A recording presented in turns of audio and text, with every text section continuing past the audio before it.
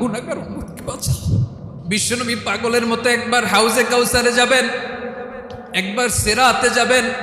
আল্লাহ আল্লাহ তুমি আমার গুনাহগার উম্মতকে বাঁচাও। বিশ্বনবী পাগলের মতো একবার হাউজে কাউসারে যাবেন, একবার সিরাতে যাবেন, একবার পুলসিরাতের দিকে, একবার হাউজে কাউসারের দিকে পাগলের মতো দৌড়াতে থাকবেন। তার কোনো গুনাহগার উম্মত যাতে জাহান্নামে ঢুকে না যায়। সেদিন কেউ সুপারিশ করতে পারবে না বিশ্বনবী ছাড়া। কিয়ামতের ময়দানে ওই বিভীষিকাময় সময়ে মুসিবতের কালে মানুষগুলো পাগল হয়ে বিশ্বনবীকে খুঁজতে আরম্ভ করবে। সবাই মিলে বিশ্বনবীর কাছে যেয়ে বলবে, ইয়া রাহমাতাল লিল আলামিন, ইয়া খাতামান নবীন, রাহমাতাল লিল আলামিন।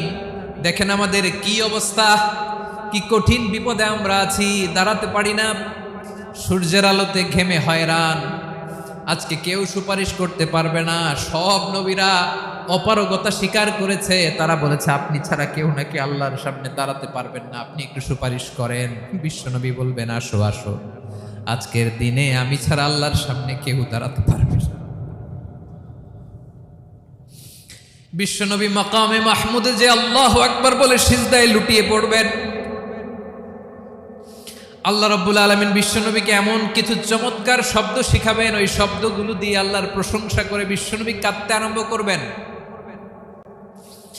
বিশ্বনবী এমন ভাবে অজর দ্বারায় সিজদায় লুটিয়ে পড়ে কাঁদবেন, রব্বুল আলামিনের রহমতের দরিয়ায় জোশ লেগে যাবে।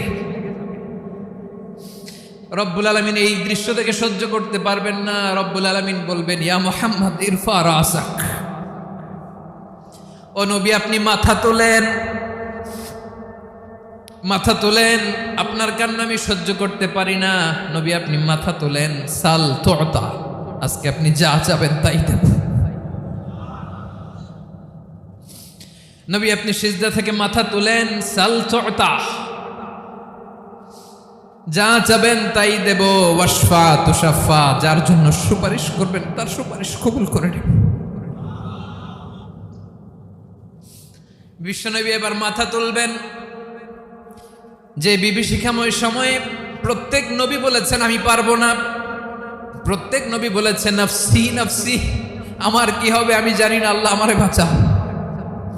প্রতিটি নবী বলবেন নফসি নফসি, আল্লাহ তুমি আমারে বাঁচাও, আমারে বাঁচাও। বিশ্বনবী মাথা তুলবেন, তুলে বলবেন রব্বি হাবলি উম্মতি, আল্লাহ তুমি আমার গুনাহগার উম্মতকে বাঁচাও।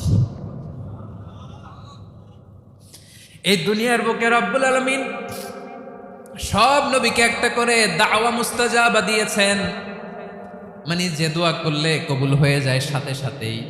দাও বিহা, দুনিয়ার সব নবীরা ওই দোয়াটা দুনিয়ায় করে ফেলেছে। সব নবীকে আল্লাহ একটা করে দোয়া দিয়েছেন, নবী দোয়া করলেই কবুল। সব নবীরা ওই দোয়া করে ফেলেছে দুনিয়াতে। বিশ্বনবী বলেন আমি করি নাই।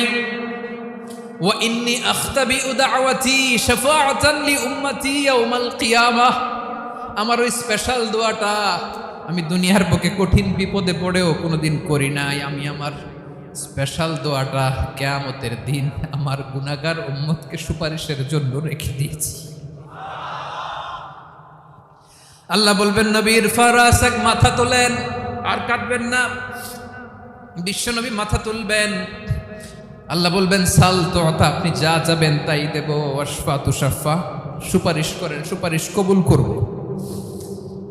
বিশ্বনবী বলবেন আল্লাহ ওই স্পেশাল দোয়াটা দুনিয়াতে করি নাই, আজকে আমি তোমার দরবারে দাঁড়িয়ে কিয়ামতের দিন ওই দোয়াটা করছি। আল্লাহ আমার যে উম্মতের হৃদয়ে যাররা পরিমাণ ঈমান আছে, আমার একটা উম্মতকেও তুমি জাহান্নামে ঢোকাতে পারবা না।